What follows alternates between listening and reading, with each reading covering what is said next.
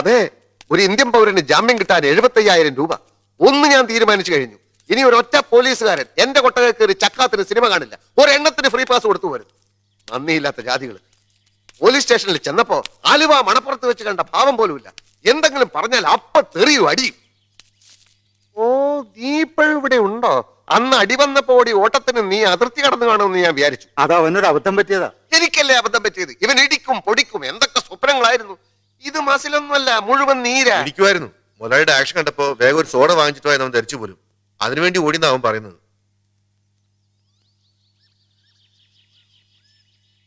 അപ്പൊ ഞാനൊരാളെ കാണിച്ചു തന്നാൽ ഇനി നീ ഇടിക്കോ?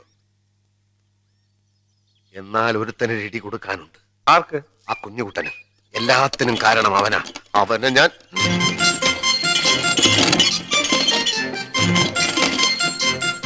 ഓ, ഇവനും എത്തിയോ?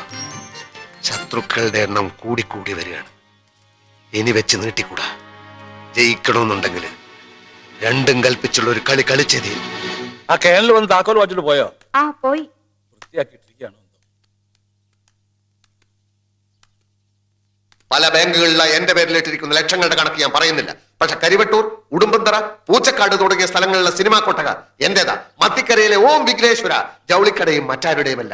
അങ്ങനെയുള്ള എനിക്ക് ഒരു പീണ പട്ടാളക്കാരന്റെ തോക്ക് മോഷ്ടിക്കേണ്ട കാര്യമില്ല. നിങ്ങൾ ആ സിനിമാ തിയേറ്ററിന്റെ ഉടമസ്ഥൻ അനുജൻ കുഞ്ഞുകുട്ടൻ വശം അമ്മാവന് തരാൻ ഞാൻ ചില സാധനങ്ങളൊക്കെ കൊടുത്തയച്ചിരുന്നത് കിട്ടിക്കാണുമല്ലോ. എനിക്ക് തരാൻ? അതെ, ഞാൻ 20 ഷഡ്ഡി കൊടുത്തയച്ചിരുന്നു. ഷഡ്ഡിയോ? അയാൾ തന്നില്ലേ? മറ്റുള്ളവർക്കൊക്കെ ആ പട്ടാളക്കാരനെയും അമ്മാവൻ എന്നെയുമാണ് താല്പര്യമെന്ന് അയാൾ പറഞ്ഞിരുന്നു. നിങ്ങൾ എന്തൊക്കെയായി പറയുന്നത്? എനിക്ക് മനസ്സിലാകുന്നില്ല. ഷഡ്ഡി കൊടുത്തയച്ചത് ആർക്ക്, എന്തിന്? അത് ശരി, ആ കുഞ്ഞുകുട്ടനൊന്ന് വിളിക്കൂ. എനിക്ക് ആദ്യമേ ആ ചേച്ചിയെ സംശയം ഉണ്ടായിരുന്നു. ഇന്തവന്റെ അന്ത്യമാണ്, വിളിക്കവനെ. കുഞ്ഞുകുട്ടൻ എന്ത് ചെയ്തു? അപ്പൊ ഒന്നും അറിഞ്ഞില്ലേ? മീനാക്ഷിയെ അയാൾ എനിക്ക് കല്യാണം കഴിച്ച് തരാമെന്ന് പറഞ്ഞത്. എന്താ? മീനാക്ഷിയെ? എത്രയോ സ്വർണമാലകൾ, സാരികൾ, വളകൾ മീനാക്ഷിക്ക് കൊടുക്കാൻ ഞാൻ വാങ്ങിച്ചു കൊടുത്തു. ഒടുവിൽ നിങ്ങൾക്ക് 20 ഷഡ്ഡി. തോക്ക് കേസിൽപ്പെട്ട് ഞാൻ ലോക്കപ്പിലായപ്പോ അവന്റെ അടുത്തേക്ക് ഞാൻ ആളെ അയച്ചു. അവൻ വന്നില്ല. ഒടുവിൽ അവൻ പറഞ്ഞയച്ചത് എന്താണെന്നറിയോ? ഞാനൊരു കള്ളനായതുകൊണ്ട് മീനാക്ഷി എനിക്ക് കെട്ടിച്ചു തരാൻ ഇവിടെ ആർക്കും താല്പര്യമില്ലെന്ന്. ശരിയാണോ? നിങ്ങൾക്ക് എന്താ പ്രാന്തമുണ്ടോ? മീനാക്ഷി എന്റെ മകളാ. അവളെ ആർക്ക് കല്യാണം കഴിച്ചു കൊടുക്കണമെന്ന് കുഞ്ഞുകുട്ടനല്ല തീരുമാനിക്കുന്നത്. എന്താടാ ഇവിടെ? ആരാ ഇവരൊക്കെ? ഞാൻ ഇവിടുത്തെ മീനാക്ഷിയെ കല്യാണം കഴിക്കാൻ പോകുന്ന ആളാണ്. എന്താ?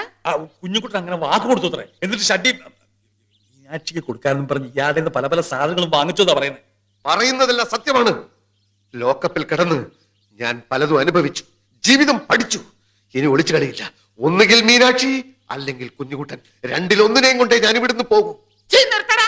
കുടുംബത്തിൽ കയറി വന്ന് അസമെന്ന് പറയുന്നു. കുഞ്ഞുകുട്ടാ, കുഞ്ഞുകുട്ടാ, എടാ കുഞ്ഞുകുട്ടാ, പഴങ്ങഞ്ഞു കുടിക്കുക. വിളിക്കടിയാ പഴങ്ങിഞ്ഞ ഇങ്ങോട്ട്.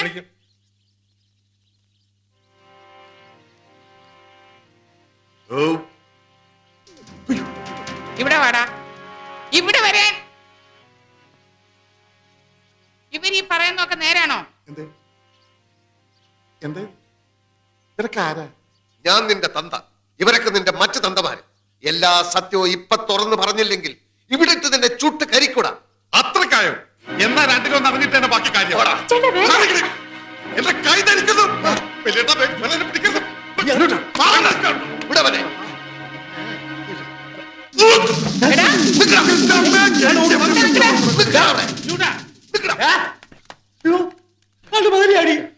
കിട്ടൂടാ, നിന്നെ എനിക്ക് എന്റെ കൈ കിട്ടും. ഈ നാട്ടിൽ നിന്ന് പൊക്കോണം. എന്റെ കയ്യിൽ കിട്ടിയ പെട്ടിക്കൊന്ന് ഞാൻ കെട്ടിത്തൂക്കും. കുടുംബത്തിന് നാണം കെടുത്താൻ ജനിച്ച തെണ്ടി. അമ്മ ഇനി ഒന്നും പറയണ്ട, ഞാൻ പോയി ചോദിക്കും. മീനുവിന്റെ കാര്യത്തിൽ ഇന്ന് തന്നെ ഒരു തീരുമാനം ഉണ്ടാവണം. ആ അച്ഛമ്മയുടെ സ്വത്ത് മണമെന്ന് എനിക്ക് വേണ്ട. അത് അവർക്ക് ഇഷ്ടമുള്ളവർക്ക് കൊടുത്തോട്ടെ. പക്ഷെ മീനുവിനെ തോന്നിയവർക്ക് കെട്ടിച്ചോർക്കുള്ള തള്ളയുടെ പൂതിയുണ്ടല്ലോ, കയ്യിലിരിക്കുള്ളൂ. അത് തന്നെ എന്റെ അഭിപ്രായം. ഗോവന്നൻകുട്ടി ഒന്നും പറയണ്ട. ഇവൻ ആരോടാ ചോദിക്കാൻ പോകുന്നത്? ഇവന്റെ അമ്മൂമ്മയും അമ്മാവന്മാരും അവിടെ ഉള്ളത്. ആ ഓർമ്മ വേണം. പിന്നെ അവരെന്നെ പിടിച്ച് മൂക്കി കയറ്റി കളയോ? കുട്ടിക്കാലത്ത് ഉറപ്പിച്ചു വെച്ച് ഈ കല്യാണത്തിന് ഇപ്പൊ സമ്മതമല്ല എന്ന് പറയാൻ എന്താ കാരണം? വേണ്ട മോനെ, നമ്മളായിട്ട് വഴക്കിനും വക്കാണത്തിനൊന്നും പോകണ്ട. അങ്ങനെ വിട്ടാ ശരിയാവൂല. അവൾ ഇറങ്ങി വരുമെങ്കിൽ ഞാൻ വിളിച്ചോണ്ടിരും. ആരെന്തൊക്കെ പൊല്ലാപ്പെട്ടാക്കിയാലും ശരി. പറഞ്ഞത്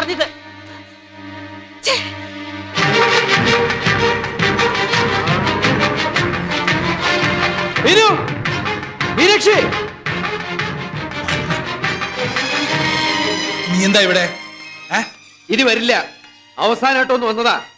മീനുവിനെ വിളിച്ചുകൊണ്ട് പോവാൻ അവൾ വരാൻ തയ്യാറാണെങ്കിൽ മീനു, നീ ഇവിടെ കിടന്ന് ബഹളം ഉണ്ടാക്കരുത്. അവൾ എന്റെ പെണ്ണാ. അങ്ങനെയല്ലേ കുഞ്ഞുനാൾ പോലെ നിങ്ങൾ എല്ലാവരും എന്നോട് പറഞ്ഞിട്ടുള്ളത്? എന്താ വലിയ മോൻ എതിർപ്പുണ്ടോ? എടാ എനിക്ക് എതിർപ്പുണ്ടോ ഇല്ലയോ? എതിർപ്പുണ്ടായാലും അവൾ വന്നാൽ ഞാൻ കൊണ്ടുപോകും. ആരെയാടാ അത്? എന്താടാ നിനക്കെന്താ ഇവിടെ കാര്യം? ഞാൻ രണ്ടിലൊന്നും അറിയാനാ വന്നിരിക്കുന്നേ. നിങ്ങൾ മീനുവിന് വേറെ ആളെ തിരക്കുന്നു കേട്ടു. എന്റെ കോക്കില് ജീവനോടത്തോളം കാലം അത് നടക്കില്ല. നീ ആരാടാ? ധർമ്മപുത്രയുടെ മകൻ കൊച്ചു തമ്മിയോ? കയ്യെന്നെ വിടടാ. എടാ, ഞാൻ ഇവരെ കാര്യം പറഞ്ഞ് മനസ്സിലായിക്കോളാം. മനസ്സിലാക്കാനൊന്നുമില്ല. ഞാൻ അവളെ കൊണ്ട് പോവും. മീനാക്ഷി നീ വരുന്നു. നീ അങ്ങോട്ട് നീട്ട്. പോടിയകത്ത്. അകത്തോട്ട് പോവാൻ. ഇവിടെ വരെ. ഇവിടെ നിന്നെങ്കിലും വരാം. പിടിച്ച് മാറ്റടാ അവളെ. എടാ പിടിച്ച് മാറ്റാൻ. അവളെ ചേരുത്. കുത്തളയ്ക്ക് കൊണ്ടുപോടിയകത്ത്. വെട്ടിക്കൊന്ന് കുടിച്ചു കൂടി ഞാൻ ജയിലിൽ പോയാലും ഇവന്റെ കൂടെ പറഞ്ഞിട്ടില്ല.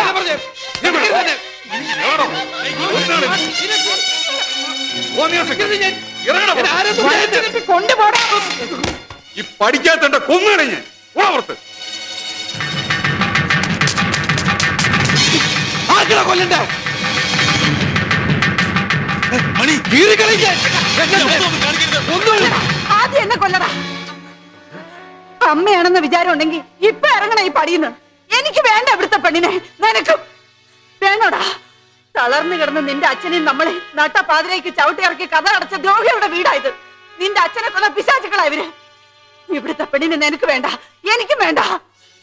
കെട്ടിപ്പിടിച്ചോണ്ടിരുന്നു. ഏത് കൊമ്പത്താണെങ്കിലും കെട്ടിച്ചു വിട്ടു. കുഞ്ഞിലെ പറഞ്ഞു കൊതിപ്പിച്ചതുകൊണ്ട് എന്റെ മോൻ അല്പം മോഹിച്ചു പോയി. സാരമില്ല, ക്ഷമിച്ചോളും. ക്ഷമിക്കാനും മറക്കാനും ഞാനും അവനെ പഠിപ്പിച്ചോളാം.